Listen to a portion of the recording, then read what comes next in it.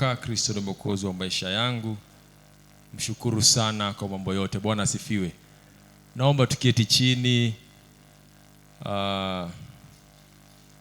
It's a privilege, it's an honor, man of God, to stand at this. I don't take it for granted. I always say it is the hand of God. Bwana asifiwe. Kuweza kusimama hapa, kuweza kukubalika ni mkono wa Bwana. Bwana asifiwe.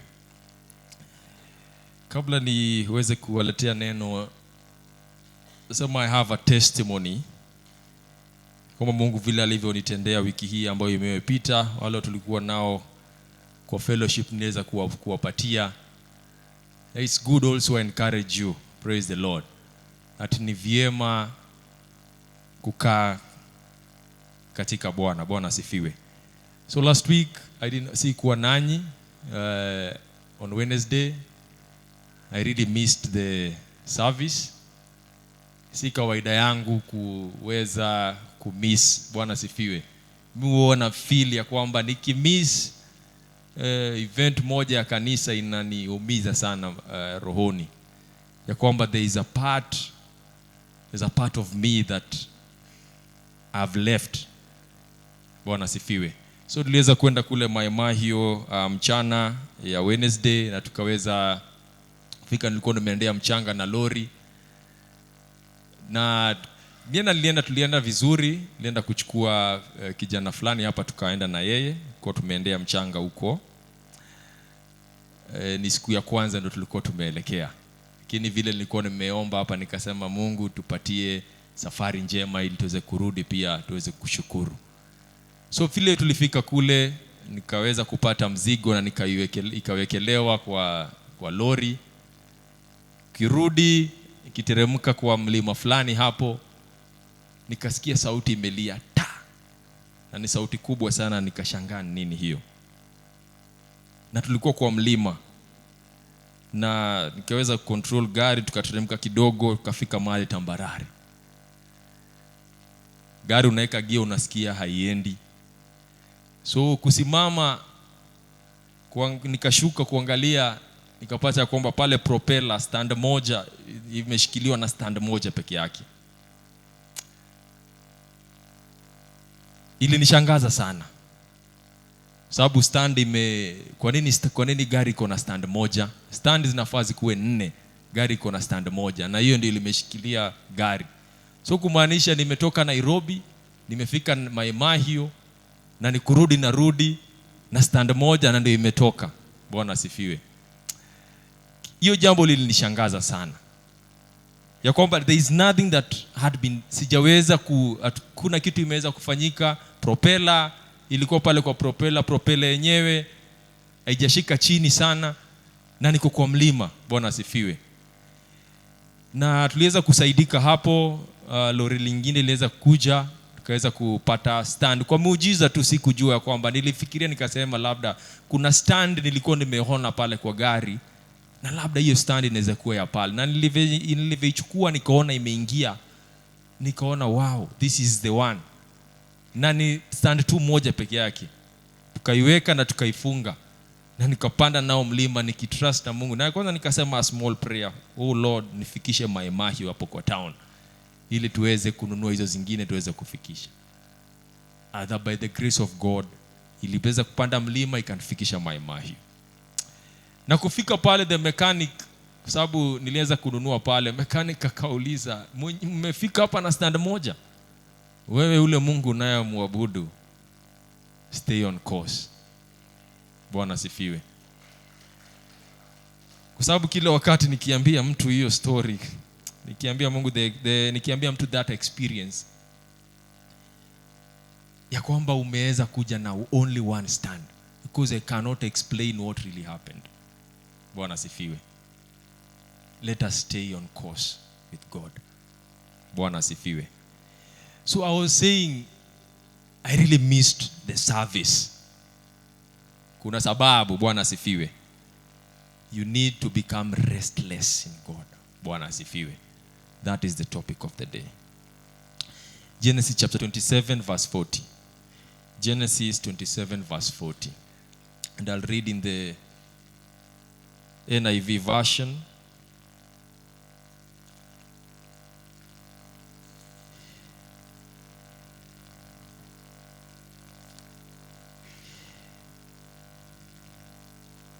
And this is what it says. When you live, you will live by the sword, and you will serve your brother. But when you grow restless, you will throw his yoke from off your neck. Another version says, by your sword you shall live, and you shall serve your brother. But it shall come to pass, when you become restless, that you shall break his yoke from your neck. Bwana asifiwe. When I was going through this word, and I remembered there's a scenario that our reverend gave us a while back. Akatuweza kutuambia ya kwamba alienda kanisani kule kwao, alikuwa anasema ni kule Githurai hiyo wakati. You know, I love the testimonies of our father, baba yetu hapa. Na alipenda sana kwa sababu alikuwa anaona watu wanaomba. Wajua, unaona mtu anaomba unashangaa, huyu mtu ameomba na anaongea na lugha nyingine, wewe uko pale tu mtu wa kawaida. Bwana asifiwe. Na yeye alifeel ya kwamba I want to be like these people. Vile hao watu wanaofanya nataka kuwa hivyo.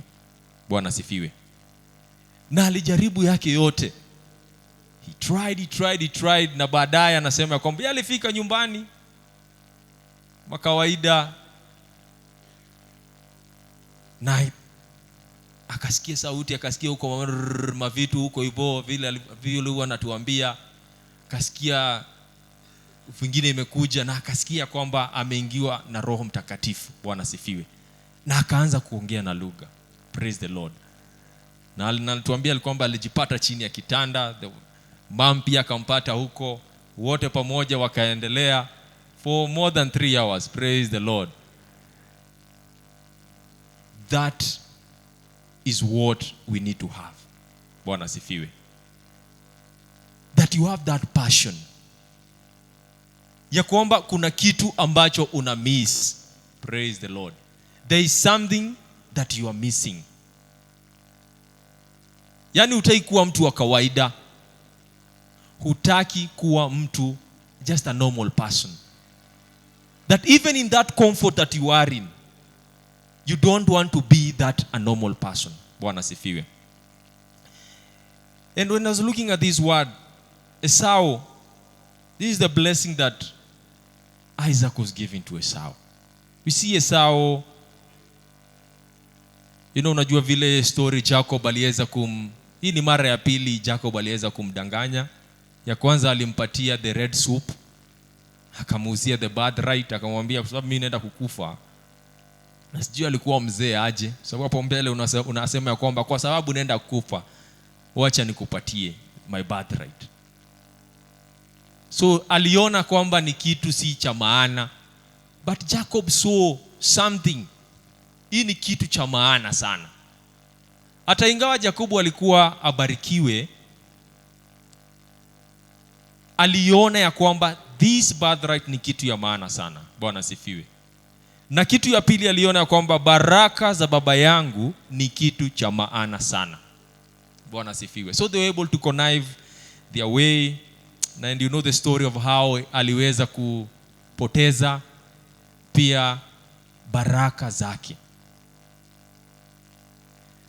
Na alivyoenda kwa baba yake akamwambia kwamba by your sword you shall live, and you shall serve your brother, and it shall come to pass, ya kwamba when you become restless of living by the sword, praise the Lord, when you become restless of serving your brother, you shall break that yoke off of you. Praise the Lord. We can see at times life usually unfair. maybe number one, it may be because of God's will. God's will is usually, as Romans chapter 12 verse 2, it says it's good, it's perfect, it's pleasing. Number two, it may be all because of maybe of the path that you have chosen. Inaweza kuwa ni kitu ambalo labda sisi wenyewe ndio tumeamua. Hiyo ndio maana labda tunajipata ya kwamba tuko kwa hali ile. Bwana asifiwe. Na labda wakati mwingine inaweza kuwa ni sheitani, maybe the devil's playground, the way we see in the book of Job. But at times life is usually unfair. But even if life is unfair, you don't remain in that situation. Praise the Lord. You don't remain comfortable as where you are. You need to become restless. Praise the Lord. Of that situation that you are in. You need to become restless. Tell the Lord, Lord, nisaidie kuweza kutoka katika hii jangwa ambayo niko kwa sasa. Bwana sifiwe. Kwa sababu wakati mwingine huwa tunajipata ya kwamba uko kwa jangwa, lakini unajipata unaona ni kama ni kitu ya kawaida. Hii kitu labda itapita. Miaka inaenda. Labda ilikuwa ni kwa siku zimeenda, miezi labda imefika, miezi imeenda, miaka imeenda. Unapitia jambo fulani, but kwako unaona ni kama kawaida. Bwana asifiwe. Haufai uone jambo kama la kawaida. You need to become restless in everything. Praise the Lord. You need to rebel against that situation that you are in. I always say that maybe looking at how Esau was. Unajua hapo chini ukienda utasoma ya kwamba alikuwa na makasiriko, alikuwa na anga, alichukia huyu ndugu yake sana. Bwana sifiwe. At times it may be because of that bitterness that you may have. Labda hiyo ndio inakushikilia, unakaa pale unajiona ya kwamba is that situation that you are in because of the bitterness that you have. There's a time later on ukiweza kusoma hapo mbele utapata ya kwamba where Esau meets Jacob, where Jacob was meeting Esau. Jacob was really afraid. And alikuwa anaambia Mungu, je, uliniambia utaweza kunibariki? Nenda kupatana na ndugu yangu, naogopa sana. Baba niweze kunisaidia. Uliweza kusema utanibariki. Na ukiangalia pia yeye unapata ya kwamba there's a time he was restless. Because baraka ameambiwa, lakini bado anaendelea kuambia Mungu, ulisema utanibariki. Praise the Lord. Na hiyo wakati alikuwa anajipanga kwenda kupatana na ndugu yake, when he wrestled with the angel of God, some says where he met God. Kitabu ya Mungu, the book of Genesis says he met God when he was preparing to meet his brother. So when he found this man, na wakapigana usiku mzima, baadaye vile aliweza kumshinda, akaweza kumwambia kwamba ningependa kubarikiwa. Bwana asifiwe. But you see what he did? He wrestled. Praise the Lord. Jacob wrestled. You need to wrestle for your blessings. You need to wrestle for your blessings. Praise the Lord. So, you don't need to become used on your situation. You don't become. Ikiwa ni kitu ambacho umekizoea, kila wakati umekizoea, hiyo situation hautaweza kuiachilia. Bwana asifiwe. Itabaki kuwa vile vile. Bwana asifiwe. Kama bado uko pale unasema kwamba ningependa kupokea Roho Mtakatifu, it needs to come down from you. Lazima ikuje pale. Bwana asifiwe. It needs to come. Yeah? Uko na ile yearn. You have that yearn for the Holy Spirit. Ya kwamba you feel there's something that you are missing. There's something that God wants. Unataka kwa Mungu. There's something that is in you that you're seeing other believers wako nayo ndani yao, na wewe unataka kuwa na jambo kama ile. Bwana sifiwe. You need to become restless for the Holy Spirit to come into you. Praise the Lord. Even some situations hapo kwa kanisa. For example, kwa sahi, I remember niliona clip ingine pale online. Ilikuwa inasema ya kwamba hiyo kiti ambao umekalia umewekelea Biblia na tumaji hapo. That's not your seat ya kuwekelea Biblia na maji. That's a seat that belongs to someone who you have not invited.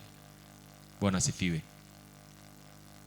Ili utoe ile ukawaida, you need to become restless. Useme ya kwamba Mungu, hapa nataka mtu. Hapa nataka mtu. Isikuwe ni neno yako peke yake umekujia hapa kanisani.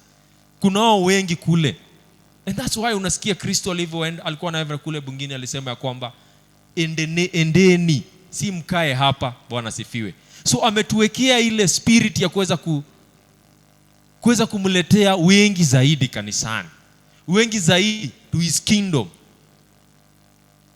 Ya kwamba utakaa pale unaona hiyo seat unaumia ndani yako, unasema ya kwamba no, this should not be. Hapa hii kiti sifai kuwe ni ya kawaida, sifai kuwa ni mimi naekelea Biblia. Inafai kuwe ni mtu mwingine nimemleta hapa. Bwana sifiwe.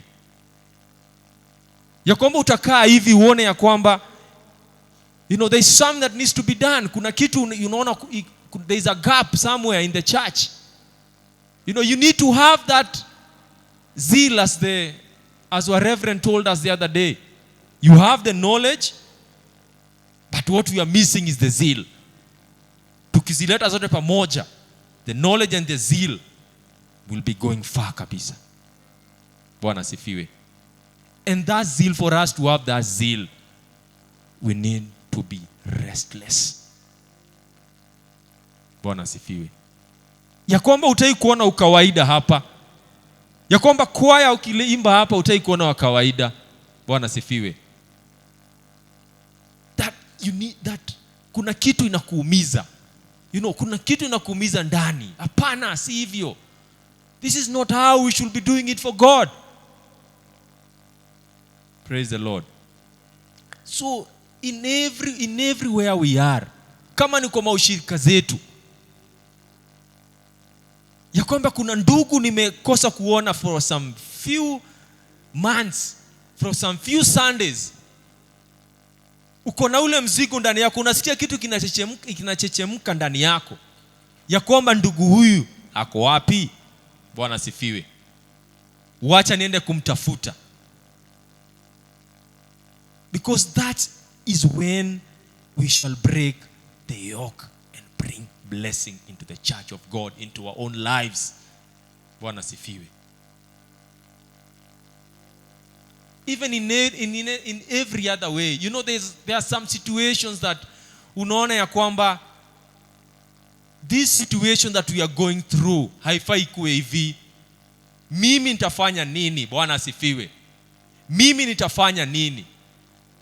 Do I go on my knees niambie Mungu, God, see this situation that we are going through, baba yangu, take us away from it. Bwana sifiwe. At times it may be that we are complaining, but what are we doing?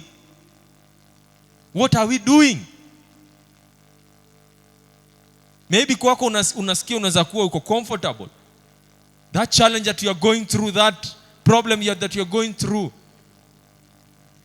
we need not to be comfortable. Bwana sifiwe. And you see, there are some ways that kuna kitu ambacho sisi tu wenyewe tumepewa. Kama ni uombezi uko pale unaambia Mungu, Mungu tusaidie kama kanisa, Mungu tusaidie kama jamii. Unajua ni kitu ambacho kiko ndani yako. Bwana sifiwe. Ni kitu ambacho kinakusumbua sana. Utafanya kama Yakobo aliweza kupigana na malaika usiku mzima, akaweza kupatiwa baraka. Usikae kama Esau. Esau, what Esau did? Later on akapatiwa the kingdom of Edom. That was their descendants. And you see the Edoms, walikuwa kingdom ya Edom. Utapata ya kwamba there are areas where unapata ya kwamba they were judged because they still walikuwa na ile bitterness bado. Ile bado Esau alikuwa nayo. He hakuforgive the brother. Hata kama pale tunaona ya kwamba baadaye alianza kumhug na kuweza kumpatia ile it still manifested. It's a prophecy that was given by their father. But later on utakuja uone ya kwamba the kingdom, watu bado the Edom still harbored, walikuwa na ile bitterness. Walikuwa na uchungu ndani yao. Bwana sifiwe. Walikuwa na anga ndani yao. At times those are things that hinder us from the blessings of God. Bitterness, anger, jealousy, inafanya usiite mwenzako kanisani, inafanya usiweze kumtafuta mwenzako because there is a certain competition, labda unakimbizana na mtu. In the name of Jesus, that spirit tunaikataa. Bwana sifiwe. Because we need blessings from God. We need blessings. We need to break loose from this situation that we are in. We need to break loose from this problem that we are in.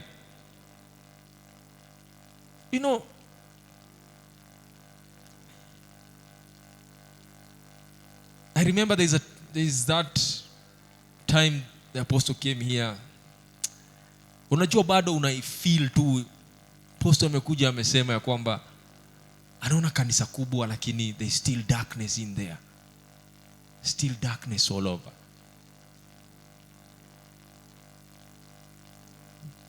Did you not get bothered on that?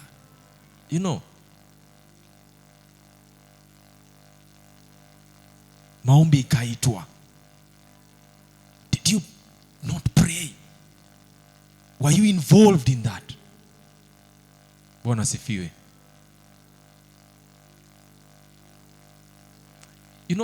Kuna mambo mengine hata kwa roho yako Mungu anakuambia you need to fast, you need to pray, you need to because of certain things that we need to break loose of. Bwana sifiwe. Kwa sababu kuna watu wengine Mungu amewapatia mzigo huo, na kuna wengine wamepatiwa mzigo huo lakini hautendei kazi. Praise the Lord. Ningeomba from deep down in our hearts that we tell the Holy Spirit to assist us and help us remove that uncomfortable situation that we are in, that tumeona tuko kwa shida lakini bado we live in uncomfortability. We live in comfort. We are still in problem but we live in comfort. Praise the Lord. We need to become restless. That story in Luke that we were given the other day of that woman, who was pestering that judge every time. The judge was bothered kabisa. Huyu mwanamke kila wakati. Na akamuuliza, akamwambia kwamba kwa sababu ya vile ambavyo umeweza kunisumbua, akampatia the judgment alikuwa anataka. Bwana asifiwe. We need to reach that point that we become restless. We persist in prayer. We persist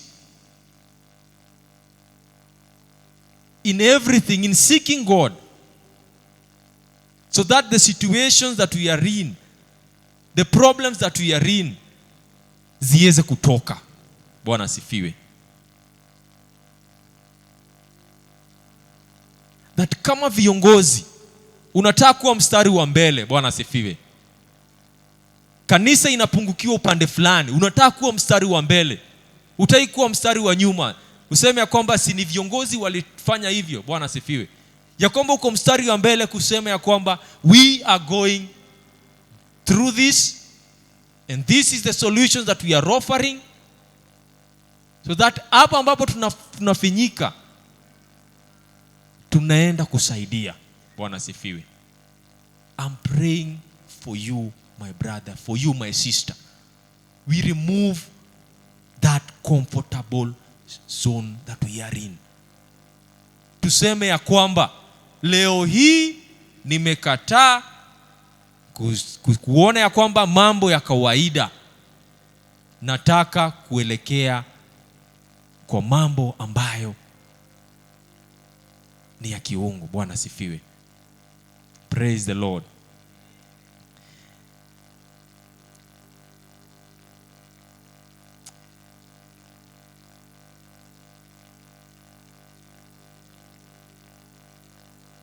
Wakati mwingine pia huwa ni uoga. Uoga huo unatufanya tusiweze kusonga mbele. Uoga inatufanya saa zingine kile ambacho kimeambiwa ndani yetu tusiweze kusonga mbele. I pray for that spirit of fear to get loose from you. Praise the Lord. Father, we love you. Father, we adore you.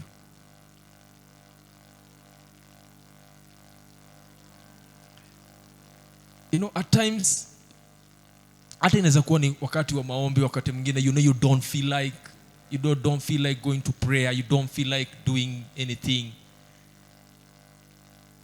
But just remember to tell God to help you. Because at times we trust by our own understanding. Tunaekea understanding sisi wenyewe. Because tumeface situation, we forget that it is God who can get us out of this situation. We try our own means. We try by living by the sword, as Esau was. We forget that, you live by the sword. You're living by the sword, meaning, unajua unataka watu wakuogope, lakini sana sana ni wewe uoga iko ndani yako. Because every time you are overprotective of yourself, uko pale, mtu akinikaribia, kumkatakata. Bwana sifiwe. We need to remove that. Because that's what Esau was going through. Alikuwa naishi hivyo. Na as I was reading that the history of Esau, vile ambavyo the Edom descendants,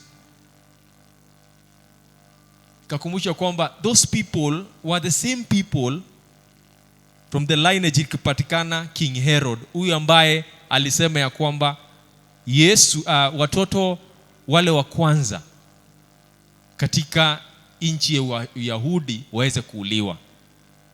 Bwana sifiwe. Meaning they still harbor, walikuwa bado na ile hate.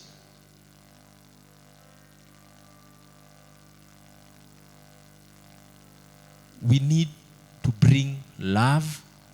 We need to bring the grace of God. We need to bring the mercies of God. That the mercies that God has shown us. Tuweze kutoa the hate, tuweze kutoa the bitterness, tuweze kutoa mambo haya ambayo yanasababisha we become slaves. Praise the Lord.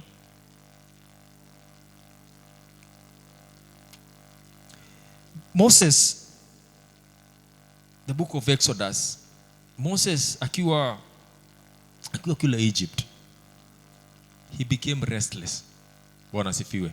Although Mungu aliweza kumpangia mambo makubwa, he became restless. Ya kwamba aliona watu wao wanapigwa, watu wao wanadhalilishwa, watu wao wana all kind of mistreatments. Hata kama alikuwa anaishi kule kwa katika mfalme, aliona kwamba these are my people. These are my people and my people will not be treated this way. These are my people and my people will not suffer this way. Akachukua mawe, akagonga ule jamaa. He was restless. Aliona kwamba alijua.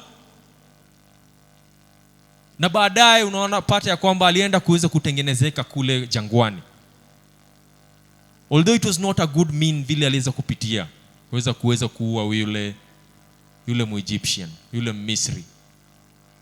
But this is the restlessness that we are talking about. Praise the Lord. This is the restlessness that we are talking about. Hannah was restless. Alisema ya kwamba alijua ya kwamba ningependa kuwa na mtoto. Bwana asifiwe. Naenda kila wakati, wanaenda Shilo every year kwa maombi, every year, Mungu nipe mtoto every year. Until the servant of God aliweza kumuona, akamwambia kwamba kile ambacho unachokiomba kipokee sasa. Bwana asifiwe. Kile unachokiomba, you need to be restless in it. And if you are restless in it, may you receive it. Bwana asifiwe. We need to become restless by going back to God. We need to go back to God. Praise the Lord.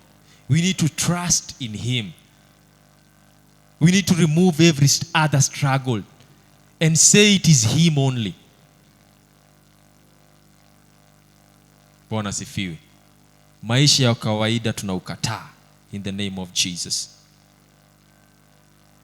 Let us not live by the sword. Let us remove hatred. Let us remove bitterness. Ukiona mwingine amebarikiwa kidogo, tumuombee. Bwana asifiwe. Ukiona mwingine amebarikiwa kidogo, tuache wivu. Praise the Lord. There are some, kuna vitu ndogo ndogo tu zinatufanya tujipate ya kwamba we are still in that situation. We need to break loose with love. We need to break loose with forgiveness. Bwana asifiwe. Call that brother, mjulie hali. Bwana asifiwe. Maybe that is the reason. Call that sister, mjulie hali. Call them in the name of Jesus. I pray na naiombea. Bwana asifiwe. That spirit of living by the sword iweze kutoka ndani yako.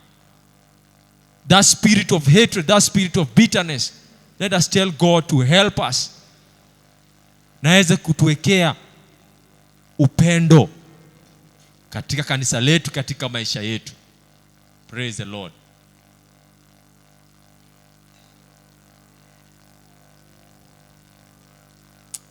Father, we need your favor. We need your love. We need your mercies. And Lord Jesus, whatever we live for, Almighty Father, let us not live by the sword, oh God. We need to go back to you, mighty Father. In the name of Jesus.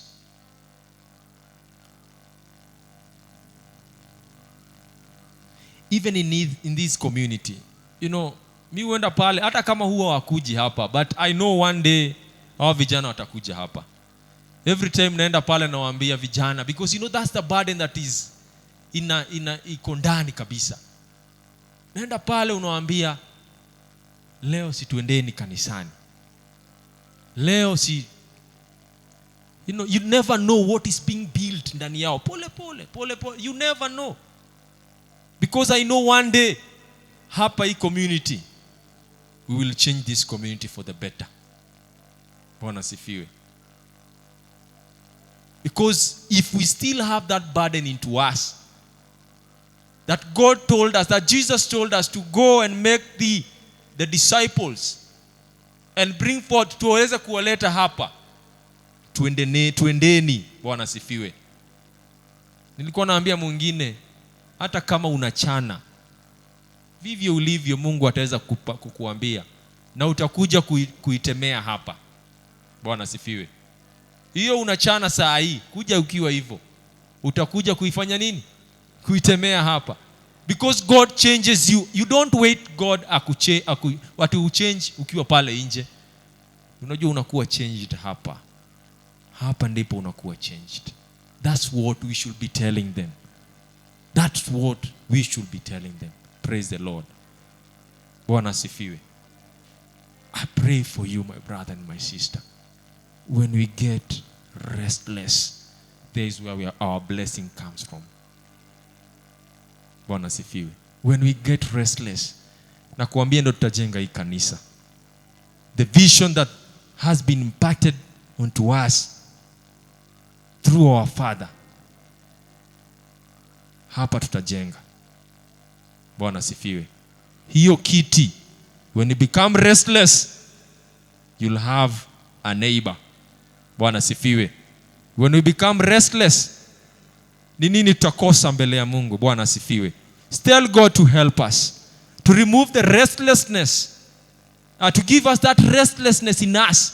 Aweze kutuambia Mungu, tuweze kuenda mbele yake, tuambie Mungu ona, Mungu tazama. That atakuwa tana service moja. Bwana asifiwe. That will be having even prayer camps here. We'll be having so many things, activities here. Because that is, you have that, you have had, the yearning that the deer had. Kwa hiyo maji, kwa sababu uko nayo ndani yako. I pray that for you, my brother and my sister. May you receive it in the name of Jesus. I just want us to stand, even as I invite our Reverend to take us through and tell God to help you. Tell God to help you to not become comfortable in the situation that you are in. Tell God to help you to not become comfortable in the problem, in the challenge that you are in. Father, we worship you, mighty Father. Father, we adore you, oh mighty Redeemer. We adore you, Kings of Kings, oh God, oh my Father. Mighty Redeemer, we pray, dear Lord, oh God, you may remove every impediment, oh God, almighty Father. And Lord Jesus, that is in our hearts, oh my Father. In the mighty name of Jesus, we adore you, mighty Redeemer. Mighty Father, even as dear Lord, Father, as it happened to Esau, mighty Redeemer, we pray, dear Lord, oh God, my Father shall help us, oh God.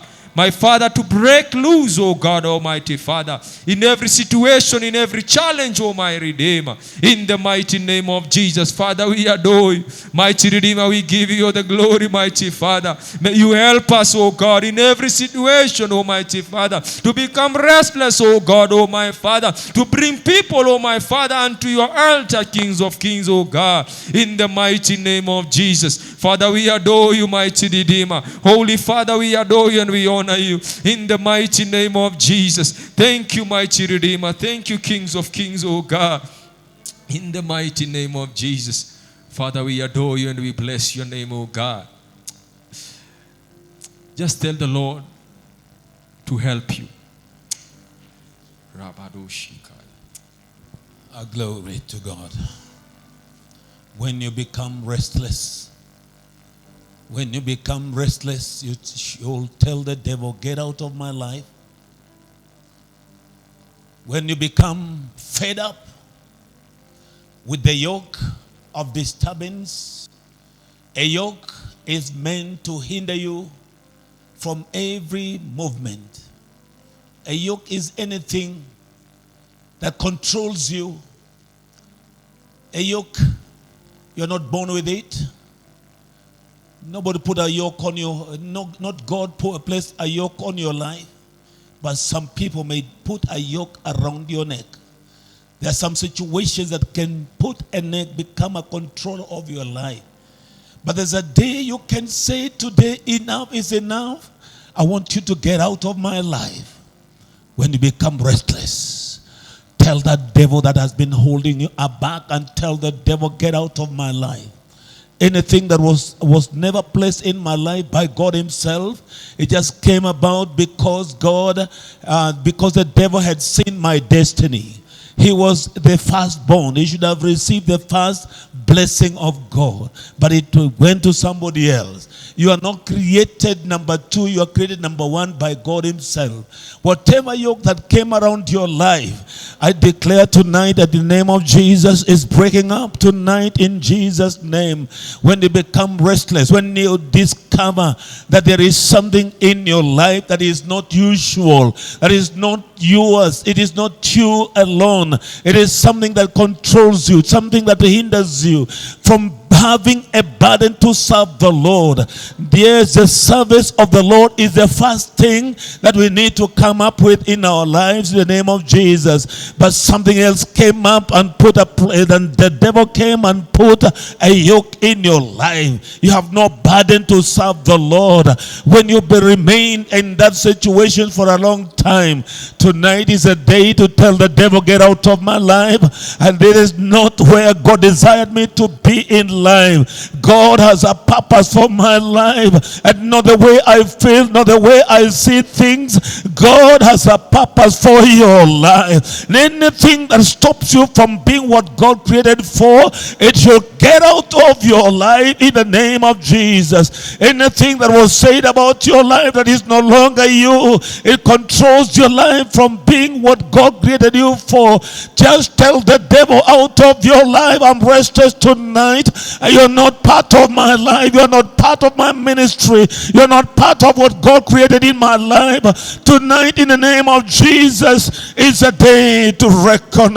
It's a day to say, yes, enough is enough. I want to be what God purposed me to be, number one. Yes, my birthright has to come back. Let me get it back. I cannot live by the sword any longer. A sword means a life that is of misery, a life that is fierce and ferocious. It's a life that God didn't create you for. But tonight, in the name of Jesus, you can tell the devil, get out of my life. I was not created for hate. I was not created to in my life the way I live. It's a day to tell the devil, get out of my life. I've held you for a long time. Enough is enough. Tonight I declare to you, devil, get out of my life. Hey, everything that stops you from being what God created you for, you need to tell the devil, get out of my life in the name of Jesus Christ. Yes, Esau, you've served. Yes, Esau, you've served your brother. That was not your position. That was not the purpose of God. But because you made a mistake, become restless tonight and tell the devil, yes, yes, yes, I lost my birthright. But today I want to be restored. I want restoration. I want restoration. I want a second time.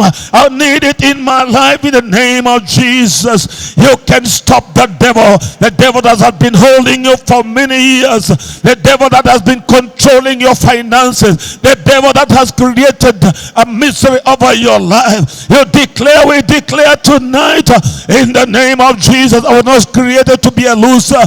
I was created to be number one, a victor in the name of Jesus. Yes, tell the devil, I've carried you for many years. Today is my day to put you down.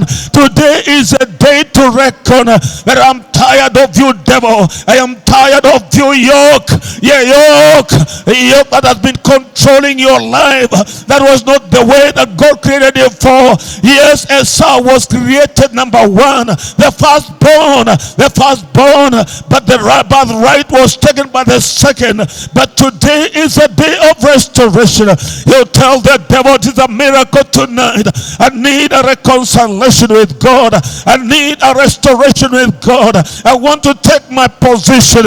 I want my ministry to come up tonight in the name of Jesus. Kile ambacho Bwana likiumba juu ya maisha yako uwe, mwambie shetani, ondoka kwa maisha yangu.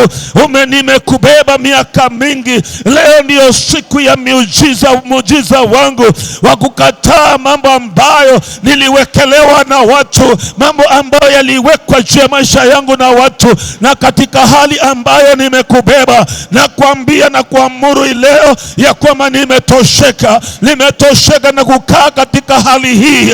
Mwambie shetani, ondoka. Shetani, ondoka juu ya maisha yangu. Shetani, ondoka. Shetani, ondoka. When you become restless, the devil will go away out of your life. You become the real thing. You become the real person. You become the real you. In the name of Jesus Christ of Nazareth. Oh God, we thank you tonight. We thank you because of your word. Yes, Jehovah God, we are fed up by carrying a yoke that controls us, that stops us from being what God you created us for. My God and my Savior, tonight we want to come out. We get out of you, devil. You are broken up.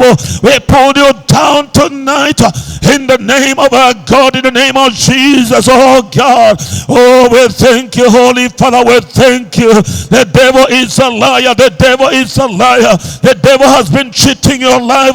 He's been cheating us, controlling us from performing the way that God wanted us to work and perform in the name of our God.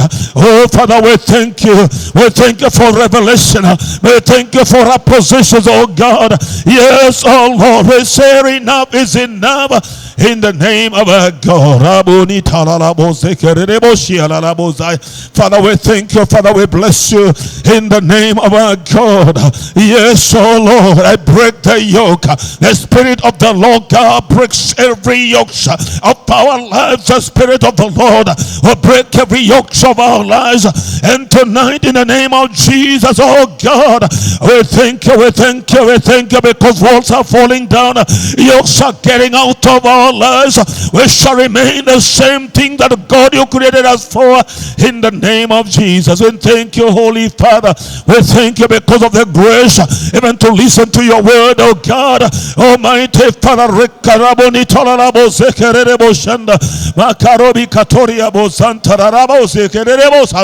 Father, we thank you, we bless you. Oh God, we thank you. Yokes fall down. Yokes get out. Yokes that have been hindering our ministry to grow. I counter you, devil. Get out of my life. Get out of my life. Controlling my life. Controlling my spirit tonight. Oh yes, yes, oh God, we are tired of carrying yokes. The yokes that God we never created. God you never created, oh God. You never created us, oh God, my Father, to be controlled by situations of our lives. My Father, tonight, oh God, we are fed up, oh God. We wrestle them down, oh God, tonight, in the name of our God. Father, we thank you. Father, we bless you. Father, we exalt you. Father, we give you praise and glory tonight, in the name of our God, in the name of Jesus, oh God.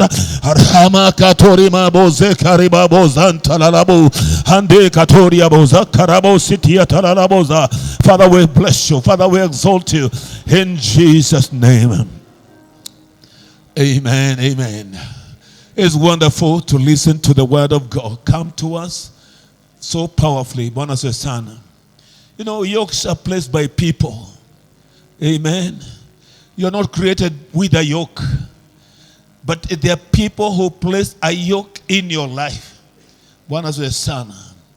Esau was created to be number one, but a yoke was placed in his own neck because of his own stomach. He sold it. He sold his birthright to serve the brother. Yokes are placed by people.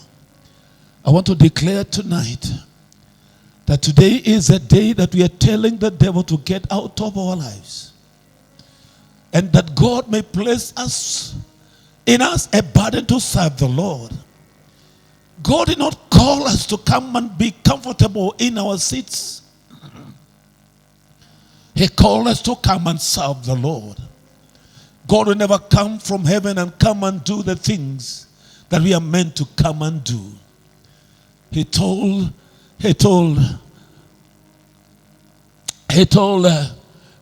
Adam to go and subdue the land, the earth. Go and subdue, govern it. God cannot come from heaven to come and to do the thing that you are supposed to do. We are not created to come and sit down on pews and seats. God called us to come and serve him in Jesus' name. But other than serving the Lord, there is a yoke that hinders you, controls you, not to do the way that God desired and created you for. And those things we must come to a time of realization, a point of realization. Say, yes, I now recognize who I am. I know who I am.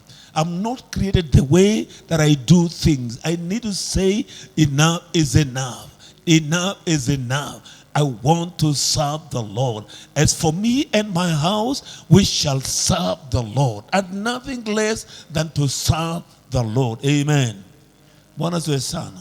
Father, in the name of Jesus, I pray that God Almighty, the yokes, oh God, are falling down and are falling down, my Father, through the power of the Holy Ghost. The Bible says that the Spirit of God breaks your yokes. Anything that God, the devil, may have placed in us, hindering us, oh dear Father, to perform the work of the Lord. My God, Jehovah, Father, Lord Jesus, the way that God, you wanted us to serve, my Father, God Almighty, the devil came and placed a yoke in us that we may not perform the way that God you desired and created us up for.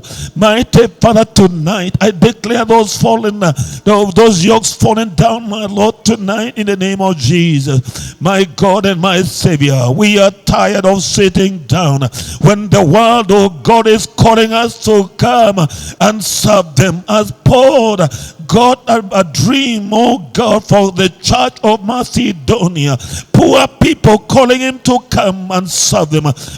My God and my Savior, may you place a burden. May you place a burden in each one of us. The burden, oh God, to reach the unreached. My God, the burden to go and perform.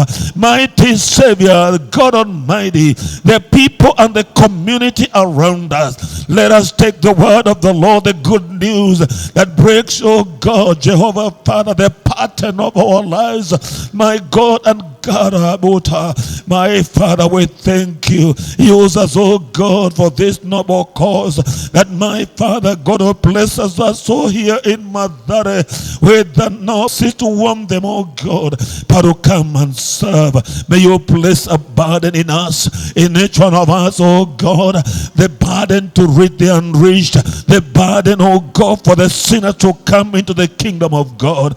Place, oh God, a burden, because as the Father foundation, oh God, of the service of the living, oh God, when they have a burden in our hearts, the burden, oh God, to serve you, Holy Father, we shall no longer sit down, my God, we shall never become complacent, oh dear Lord, but we shall come out, oh God, from our comfortable zones and move out and pray the word of the Lord. Father, we thank you for the word. Continue to enrich your servant, oh God, more and more with your word. May you bring revelation, oh God, every moment that, Father, he puts his head, oh God, and his heart to the Bible. My God, continue to raise more and more people, my God, on this altar, Holy Father, my God, dear Master, people who have a desire to grow in the word of God, the people to serve you in the name of our God. Father, we thank you for each one of us listening to us, oh God, far and away. My Father, wherever they beyond, I send a word to them that God, if be there somebody, my Father, not feeling well, Jehovah God, may your hand, oh God, touch those hands, to touch those lives, touch those bodies, oh God, in the name of Jesus. Any cancer, any other form of infirmity, mighty Father, I rebuke it tonight in the name of Jesus. Anything, oh God, that is impairing your people, my God, to perform in the form that God you created, mighty Father, tonight I pray that in the name of Jesus they may rise up again in Jesus' name. They may come, oh God, into their full health and to their full life, oh God, in Jesus' name. Father, we thank you, we bless you in Jesus' name. Father, do we pray and Father, do we believe? Everybody say amen. Now I think let's get to another session.